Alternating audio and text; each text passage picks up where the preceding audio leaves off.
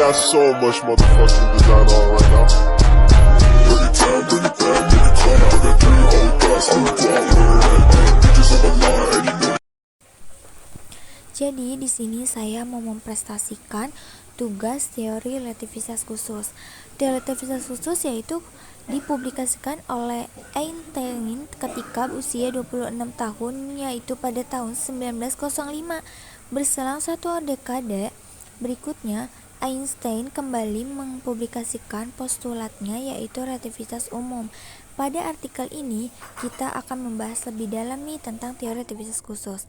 Teori ini dikatakan relativitas khusus karena hanya berlaku untuk kerangka acuan inersial, yaitu kerangka acuan yang bergerak dengan kecepatan konstan terhadap kerangka acuan lain. Teori ini dikatakan relativitas khusus karena hanya berlaku untuk kerangka acuan inersial, yaitu kerangka acuan yang bergerak dengan kecepatan konstan terhadap kerangka acuan lain. Teori relativitas khusus ini terdiri dari 2 postulat. Yang pertama, hukum-hukum fisika memiliki bentuk yang sama pada semua kerangka acuan yang bergerak dengan kecepatan tetap, kerangka acuan inersial. Misalnya, kamu sedang berdiri di peron stasiun kereta, sedangkan temanmu sedang berada di dalam kereta yang melaju dengan kecepatan 80 km atau jam. Menurut kamu yang diam, teman kamu yang berada di dalam kereta lah yang melaju dengan kecepatan 80 km atau jam. Namun, menurut teman kamu yang berada di dalam kereta, dia itu diam. Justru kamulah yang berdiri di peron stasiun yang bergerak dengan kelajuan 80 km atau jam. Yang kedua, cahaya merambat melalui ruang hampa dengan kecepatan yang konstan dari bernilai C sama dengan 3 dikali 10 pangkat 8. Dan kelajuan cahaya tidak tergantung pada kelajuan sumber cahaya ataupun kelajuan pengamatnya. Berbeda dengan teori relativitas Newton yang menyatakan ruang dan waktu adalah mutlak.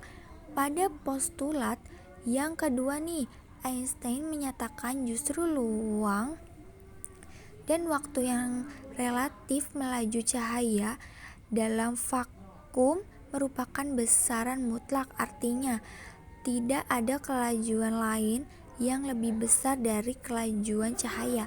Jadi, diukur dalam semua kerangka acuan bergerak, kelajuan cahaya dalam vakum adalah sama.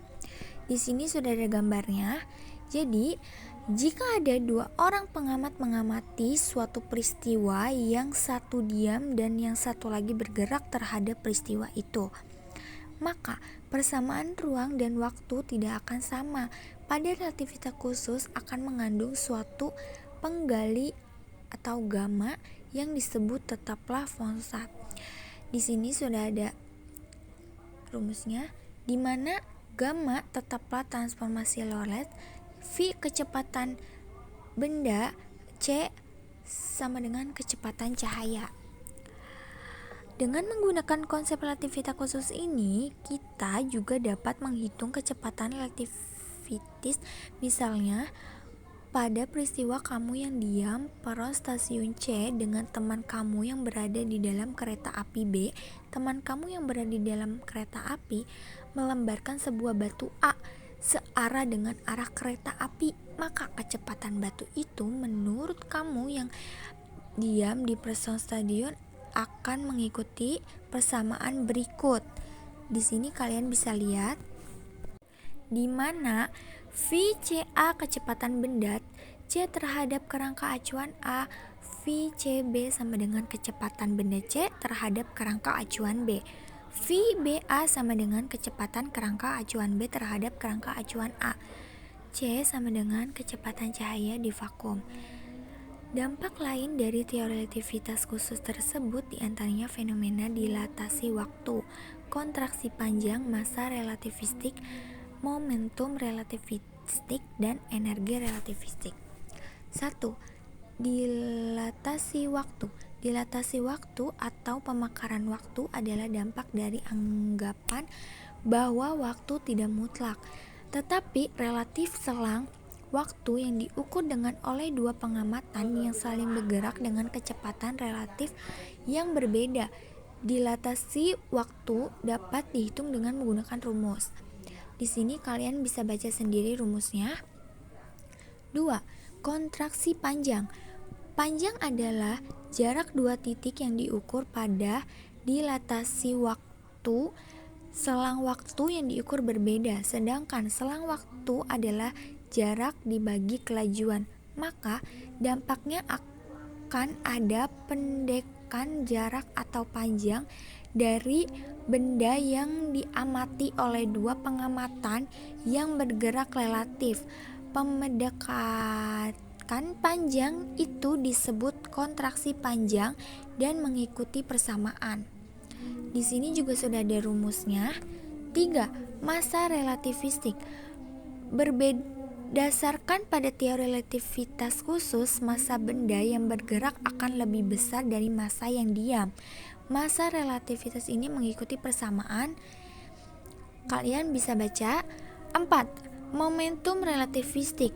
Setiap benda yang memiliki massa dan kecepatan pasti memiliki momentum jika kita digunakan persamaan massa relativistik pada persamaan momentum. Maka dihasilkan persamaan momentum yang baru, yaitu momentum relativistik. Persamaan momentum relativistik itu dapat dihitung dengan menggunakan rumus di bawah ini, di mana P momentum relativitas fisik. Yang terakhir, 5. Energi relativitas fisik.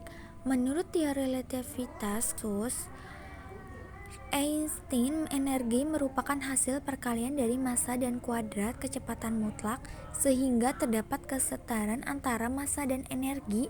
Hukum ini dikenal dengan hukum kesetaraan massa energi Einstein persamaan, yaitu di sini bisa kalian baca EO sama dengan MOC pangkat 2E sama dengan VEO sama dengan VMOC pangkat 2 sama dengan MC2, di mana EO sama dengan energi diam, E sama dengan energi total.